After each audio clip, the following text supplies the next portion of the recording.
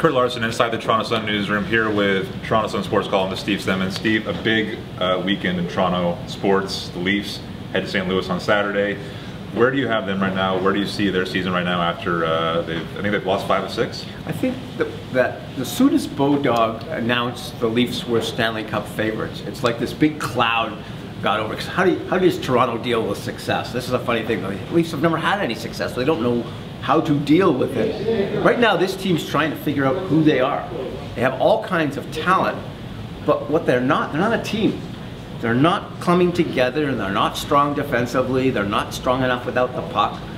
I think they've got a roster that can win and succeed, but they've got to learn how to play, and I think Mike Babcock's trying to get them to learn how to play, and this is the rough spot for this season, and now they go into St. Louis, the best team in the league. I'm going to put you on the spot a little bit here. Bodog had them top. Where do you have them?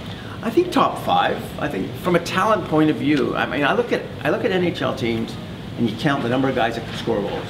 And by that I mean quality goal scorers. And most teams you get 5, possibly 4. Like, there's not a lot of goal scoring on a lot of teams that's bunched up with the best players. You look at the Leafs and you can get to 9 or 10. And I think that's what separates them from everybody else. They've got so much depth and so much speed and so much talent up front, but there's a lot more to putting a team together and succeeding defensively and all the things you have to do than just having talent. Like we said, plenty of things going on in Toronto sports. We'll pivot a little bit to the CFL. The Argos in BC for a big game for a few reasons. Well, first off, if the Argos win Saturday night, they're going to host the Eastern Final, which means they're 1 win away at home from going to the Grey Cup, which when you go back to the wintertime, they had no GM, they had no coach, they didn't look like they knew what in the heck they were doing. And so this is a pretty nice turnaround story on the field. You know, the off-field stuff is a whole mess as it stands, but if they don't win in Vancouver against a team that's not going to the playoffs, then they're home for the first week of the playoffs, and if they win that game, then they go to Ottawa for the Eastern Final. But I think it's advantageous, obviously, for them to win in Vancouver Saturday night. And here's a little bit of a segue. You know, I'm a soccer guy here. The grounds crew at BMO Field, they're actually hoping the Argos maybe don't get a result in that game, because then they play next weekend, following weekend, which would mean the grass is going to kind of take a beating with TFC in the playoffs, and they have some games coming up. So we'll move to TFC here. I think you're coming to the game on Sunday. I'll be there. Big coverage in the Sun. You actually watched the entire last playoff game, which you said was rare for you, but where is TFC in this city now compared to the other teams that we've talked about? And you know, you're a big time columnist, so just what do you think? I always equate it this way. Leafs are in a zone all their own. Like, it doesn't matter what they do or how they play, they are number 1. The Blue Jays, I think, have moved nicely into the number 2 spot. Great home attendance and great television ratings, even though the team was in last place virtually every day of the season this year. So I think they're in the number 2. Then it gets a little murky. The Raptors sell out, don't do great on television. TFC sells out, doesn't do great on television. The Argos don't sell out, do pretty well on television. So there's this whole funny thing going on. I think if I'm going 3, 4, 5, I would go Raptors in the 3 spot, and soccer in the 4 spot, and CFL Argos in the 5th spot.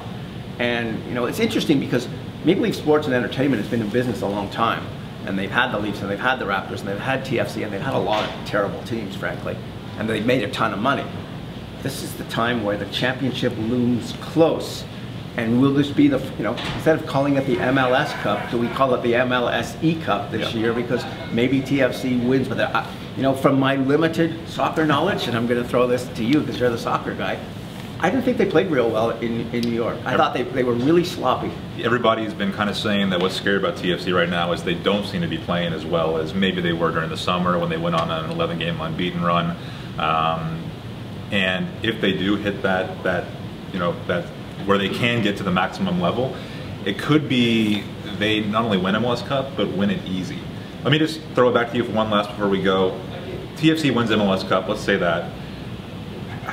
We always talk about Toronto not having a championship team for however long, since maybe the Jays and probably the Argos. I mean, the Argos, I guess, sure. Or Toronto Rock, if you equate them in the same conversation, which I tend not to. Does Toronto treat this as a major championship if they win one? I don't think so entirely, because I don't think it goes across the board.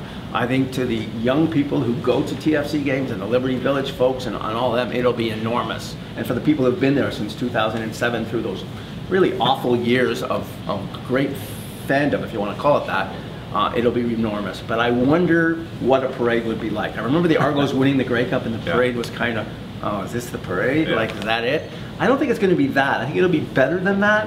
And because it's young based, I think it'll be better than that. But I don't think it's going to go across the entire mainstream, because that doesn't tend to happen. Although I will say one thing.